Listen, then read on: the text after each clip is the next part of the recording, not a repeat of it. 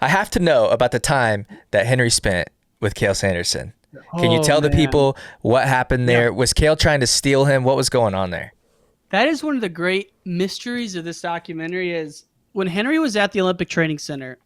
And the reason it's called the Henry Cejudo experiment is that he was the first person, he was a test subject to see if we took a kid and skipped college and had them focus only on the Olympics, how good could the US be? And so Henry moves the Olympic Training Center. He's a junior in high school, skips college. So he's this test experiment. And he had some hiccups while he was there. He had a hiccup with Terry Brands where Henry went AWOL for a week. Henry kicked him out of the room. That was in fall of '06. So Henry comes back better than ever, goes on a tear, makes the world team. But in January of '08, Henry had lost 5 of 6. Think about that. Like, think about the last time David Taylor or Kyle Digg lost 5 of 6. Like, and Henry was at a really low point, and he needed another break from the OTC. Goes to spend a week with Cael Sanderson in Ames, Iowa. And so, for folks listening, this is middle through episode 5, midway through episode 5, and Henry goes and spends a week with Cael. And at this point, Cael's in his second year as being the head coach of the Cyclones.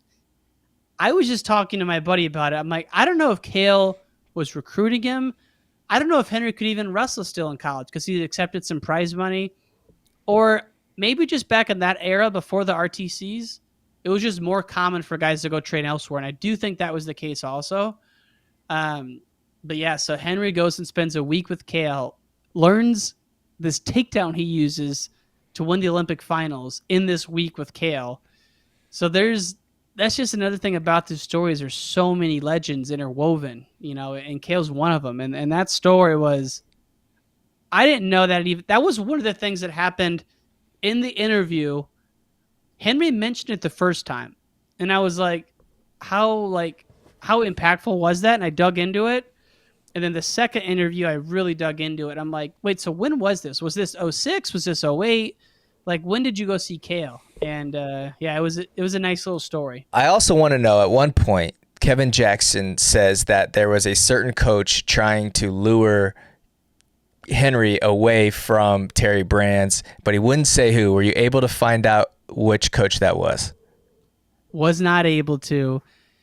It was one of the great mysteries of this doc, and I don't know if it was one person or a collection of people kind of saying, "Hey, Henry, maybe there's a better way to train than Terry's method," because this happened in the summer of '06.